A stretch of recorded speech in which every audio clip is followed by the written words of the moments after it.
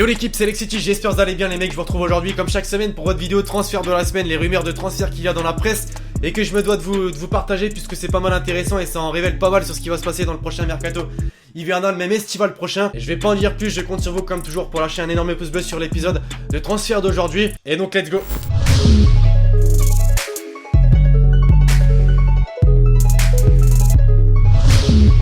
Pour commencer l'épisode d'aujourd'hui, l'équipe, on se dirige du côté de l'Espagne chez le grand FC Barcelone, un club qui a fait la une de la presse espagnole cette semaine puisque l'on a appris que le club catalan se lançait sur le Lyonnais Oussam Aouar en pleine éclosion avec l'Olympique Lyonnais et à moins de 2 mois et demi après avoir connu sa première titularisation en groupe professionnel avec l'Olympique Lyonnais, il s'est déjà imposé et on le considère déjà comme une révélation de la première partie de saison. Des performances qui ont fait de lui une cible donc pour le grand FC Barcelone qui va tenter de l'arracher le plus rapidement possible à moyen terme. Selon la presse espagnole également, les mecs, on a appris que des échanges entre les dirigeants barcelonais et l'agent du joueur ont déjà eu lieu. Alors selon vous, une bonne piste pour le jeune français? Dites-moi tout ça dans les commentaires, une chose est sûre, à l'âge de 19 ans, il n'a pas le droit à l'erreur. Mais l'autre piste qui fait la une des médias espagnols cette semaine les amis, c'est également chez le grand concurrent, le Real Madrid donc qui serait désormais à la charge pour Mohamed Salah. Avec sa récente arrivée chez les Reds en Angleterre, il est difficile d'imaginer un départ de Mohamed Salah, mais pourtant, le club espagnol va tenter le tout pour l'arracher. Ses 15 premières rencontres en première ligue et ses 12 buts inscrits ont carrément séduit le grand Real Madrid. Alors qu'est-ce que vous en pensez les mecs? Vous me direz tout ça dans les commentaires. En tout cas, Hector Cúper, le sélectionneur de l'Égypte, a été interrogé en interview à ce sujet et a révélé que ces nouvelles révélées dans la presse étaient fiables et que l'intérêt du Real Madrid pour Mohamed Salah était réel. Affaire à suivre donc. En Angleterre désormais, c'est Pierre-Emerick Aubameyang qui a fait la une de la presse cette semaine les amis. Le joueur gabonais connaît comme vous le savez tous quelques déboires avec son club, notamment des problèmes de discipline, et malgré ses 11 buts en 12 matchs de championnat, le joueur gabonais aurait envie de mettre fin à son aventure en Allemagne avec le Borussia Dortmund, et ça tombe bien car deux clubs anglais vont tenter de se l'arracher dès le prochain mercato hivernal.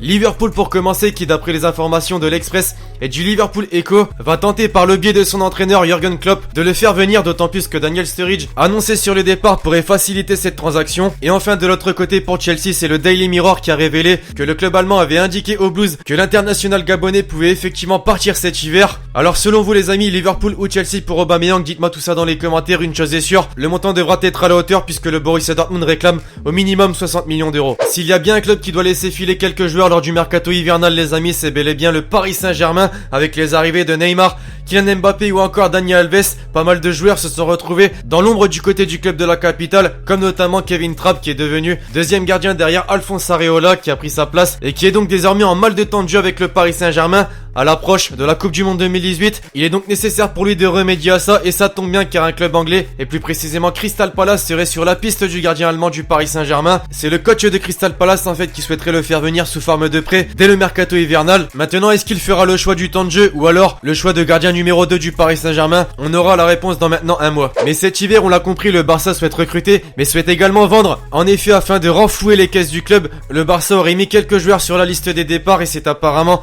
Rafinha qui en fait partie. Et ça tombe bien car l'actuel 3ème du championnat italien, la Juventus donc va tenter de s'arracher le milieu de terrain brésilien et des discussions pourraient rapidement être entamées entre les deux clubs pour déterminer une indemnité de transfert. Ne faisant plus partie des plans d'Ernesto Valverde du côté du Barça, ça pourrait donc être une bonne chose pour lui, d'autant plus que Philippe Coutinho fait encore l'éloge de rumeurs l'envoyant du côté du Barça et pourrait donc prendre sa place. À l'image de Kevin Trapp du côté du club de la capitale, c'est également Lucas Moura qui fait les frais des arrivées de Neymar et de Kylian Mbappé. En effet, depuis le début de la saison, il a effectué 5 petites apparitions en Ligue 1 pour un unique but, une situation donc délicate pour lui qui le met sans aucun doute en position de départ pour le prochain mercato hivernal et ça tombe bien, pas mal de clubs semblent s'intéresser à lui et notamment la Chine. Il aurait dit oui au club chinois de Beijing Gowan après avoir été convaincu par Ezequiel Lavezzi et par son ancien coéquipier de sélection Renato Augusto qui évoluent tous les deux en Chinese Super League. Alors selon vous les mecs, est-ce un choix surprenant de la part du joueur brésilien? Une chose est sûre, avec l'intérêt prononcé des grands clubs anglais, il est difficile de le voir accepter une offre chinoise. Maintenant il suivrait la route d'autres grands joueurs brésiliens. En bref, affaire là encore à suivre. Voilà l'équipe, cet épisode transfert touche désormais à sa fin. J'espère forcément comme toujours que vous l'aurez aimé. Si c'est le cas, faites-le moi savoir en mettant un gros pouce bleu sur la vidéo. Dites-moi dans les commentaires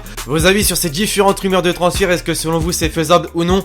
Et donc d'ici là l'équipe, je vous dis à la prochaine pour une nouvelle vidéo. C'était Lexity. Ciao ciao.